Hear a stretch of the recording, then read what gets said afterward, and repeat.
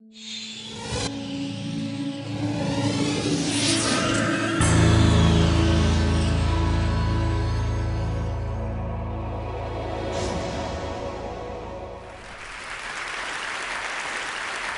going to start here. This is a hand-lettered sign that appeared in a mom-and-pop bakery in my old neighborhood in Brooklyn a few years ago. The store owned one of those machines that can print on plates of sugar. And kids could bring in drawings and have the store print a sugar plate for the top of their birthday cake. But unfortunately, one of the things kids liked to draw was cartoon characters. They'd like to draw the Little Mermaid, they'd like to draw Smurf, they'd like to draw Mickey Mouse. But it turns out to be illegal to print a child's drawing of Mickey Mouse onto a plate of sugar. And it's a copyright violation. And policing copyright violations for children's birthday cakes was such a hassle that the college bakery said, you know what, we're getting out of that business. If you're an amateur, you don't have access to our machine anymore. If you want a printed sugar birthday cake, you have to use one of our prefab images, only for professional. So there's two bills in Congress right now. One is called SOPA, the other is called PIPA. SOPA stands for the Stop Online Piracy Act. It's from the Senate. PIPA is short for Protect IP, which is itself short for Preventing Real Online Threats to Economic Creativity and Theft of Intellectual Property, because the congressional aides who name these things have a lot of time on their hands. And what SOPA and PIPA want to do is they want to do this. They want to raise the cost of copyright compliance to the point where people simply get out of the business of offering it as a capability to amateurs. Now, the way they propose to do this is to identify sites that are substantially infringing on copyright, although how those sites are identified is never fully specified in the bills. And then they want to remove them from the domain name system. They want to take them out of the domain name system. Now, the domain name system is the thing that turns human-readable names like Google.com into the kinds of addresses machines expect, 74.125.226.212. Now, the problem with this model of censorship, of identifying a site and then trying to remove it from the domain name system, is that it won't work. And you'd think that would be a pretty big problem for a law, but Congress seems not to have let that bother them too much. Now, the reason it won't work is that you can still type 74.125.226.212 into the browser, or you can make it a clickable link, and you'll still go to Google. So the policing layer around the problem becomes the real threat of the act. Now, to understand how Congress came to write a bill that won't accomplish its stated goals but will produce a lot of pernicious side effects, you have to understand a little bit about the backstory. And the backstory is this. SOPA and PIPA, as legislation, were drafted largely by media companies that were founded in the 20th century. The 20th century was a great time to be a media company because the thing you really had on your side was scarcity. If you were making a TV show, it didn't have to be better than all other TV shows ever made. It only had to be better than the two other shows that were on at the same time, which is a very low threshold of competitive difficulty, which meant that if you fielded average content, you got a third of the US public for free. Tens of millions of users for simply doing something that wasn't too terrible. This is like having a license to print money and a barrel of free ink. But technology moved on, as technology is wont to do, and slowly, at the end of the 20th century, that scarcity started to get eroded. And I don't mean by digital technology, I mean by analog technology. Cassette tapes, video cassette recorders, even the humble Xerox machine created new opportunities for us to behave in ways that astonished the media business. Because it turned out we're not really couch potatoes. We don't really like to only consume. We do like to consume, but every time one of these new tools came along, it turned out we also like to produce and we like to share. And this freaked the media businesses out. It freaked them out every time. Jack Valenti, who was the head lobbyist for the Motion Picture Association of America, once licensed the ferocious video cassette recorder to Jack the Ripper and poor, helpless Hollywood to a woman at home alone. That was the level of rhetoric. And so the media industries begged, insisted, demanded that Congress do something. And Congress did something. By the early 90s, Congress passed the law that changed everything. And that law was called the Audio Home Recording Act of 1992. What the Audio Home Recording Act of 1992 said was, look, if people are taping stuff off the radio and then making mixtapes for their friends, that is not a crime. That's okay. Taping and remixing and sharing with your friends is okay. If you make lots and lots of high-quality copies and you sell them, that's not okay. But this taping business, fine, let it go. And they thought that they'd clarified the issue because they'd set out a clear distinction between legal and illegal copying. But that wasn't what the media businesses wanted. They had wanted Congress to outlaw copying, full stop.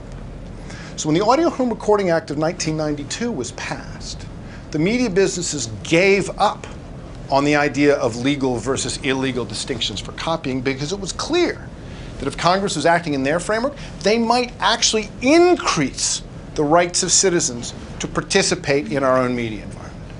So they went for Plan B. It took them a while to formulate Plan B. Plan B appeared in its first full-blown form in 1998, something called the Digital Millennium Copyright Act. It was a complicated piece of legislation, a lot of moving parts. But the main thrust of the DMCA was that it was legal to sell you uncopyable digital material, except that there's no such thing as uncopyable digital material. It would be, as Ed Felton once famously said, like handing out water that wasn't wet. Bits are copyable. That's what computers do. That is a side effect of their ordinary operation. So in order to fake the ability to sell uncopyable bits, the DMCA also made it legal to force you to use systems that broke the copying function of your devices. Every DVD player and game player and television and computer you brought home, no matter what you thought you were getting when you bought it, could be broken by the content industries if they wanted to set that as a condition of selling you the content and to make sure that you didn't realize or didn't enact their capabilities as general purpose computing devices. They also made it illegal for you to try to reset the copyability of that content. The DMCA marks the moment when the media industries gave up on the legal system of distinguishing between legal and illegal copying and simply tried to prevent copying through technical means. Now, the DMCA had and is continuing to have a lot of complicated effects, but in this one domain, limiting sharing, it has mostly not worked. And the main reason it hasn't worked is the internet has turned out to be far more popular and far more powerful than anyone imagined.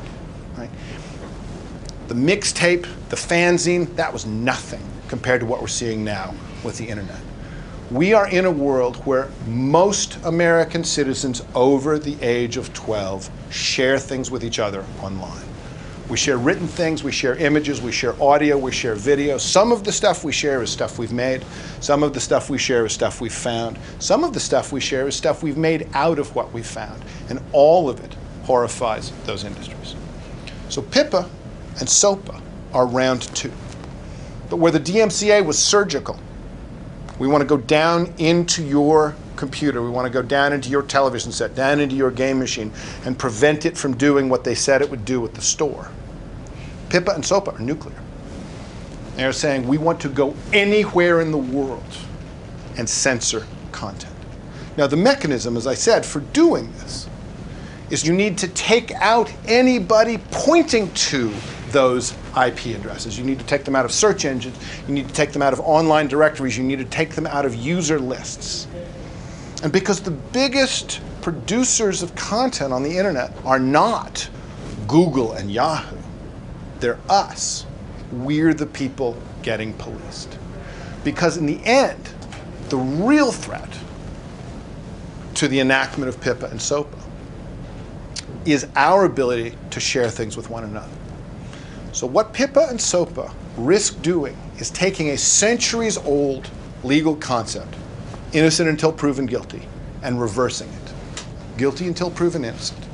You can't share until you show us that you're not sharing something we don't like. Suddenly, The burden of proof for legal versus illegal falls affirmatively on us and on the services that might be offering us any new capabilities. And if it costs even a dime to police a user, that will crush a service with 100 million users. So this is the internet they have in mind. Imagine this sign everywhere. Except imagine it doesn't say College Bakery. Imagine it says YouTube and Facebook and Twitter. Imagine it says TED, because the comments can't be policed at any acceptable cost. The real effects of SOPA and PIPA are going to be different than the proposed effects. The threat, in fact, is this inversion of the burden of proof, where we suddenly are all treated like thieves at every moment we're given the freedom to create, to produce, or to share. And the people who provide those capabilities to us, the YouTubes and Facebooks, the Twitters and TEDs, are in the business of having to police us or being on the hook for contributory infringement. There's two things you can do to help stop this. A simple thing and a complicated thing, an easy thing and a hard thing. The simple thing, the easy thing is this. If you're an American citizen, call your representative, call your senator. Now, when you look at the people who've co-signed on the SOPA bill, people who've co-signed on PIPA, what you see is that they have cumulatively received millions and millions of dollars from the traditional media industries. You don't have millions and millions of dollars. But you can call your representatives, and you can remind them that you vote, and you can ask not to be treated like a thief, and you could suggest that you would prefer that the internet not be broken. And if you're not an American citizen, you can contact American citizens that you know and encourage them to do the same. Because this seems like a national issue, but it is not. These industries will not be content with breaking our internet. If they break it, they will break it for everybody. That's the easy thing. That's the simple thing. The hard thing is this. Get ready, because more is coming. SOPA is simply a re-version of COICA, which was proposed last year, which did not pass. And all of this goes back to the failure of the DMCA to disallow sharing as a technical means. And the DMCA goes back to the Audio Home Recording Act, which horrified those industries. Because the whole business of actually suggesting that someone is breaking the law and then gathering evidence and proving that, that turns out to be really inconvenient, right? We'd prefer not to do that, says the content industry. And what they want is not to have to do that.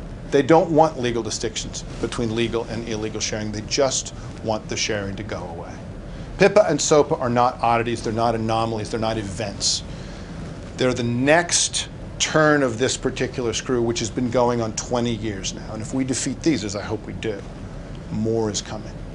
Because until we convince Congress that the way to deal with copyright violation is the way copyright violation was dealt with Napster, with YouTube, which is to have a trial with all the presentation of evidence and the hashing out of facts and the assessment of remedies that goes on in democratic societies. That's the way to handle this. In the meantime, the hard thing to do is to be ready, because that's the real message of PIPA and SOPA.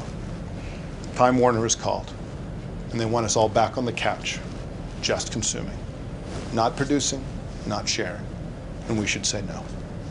Thank you.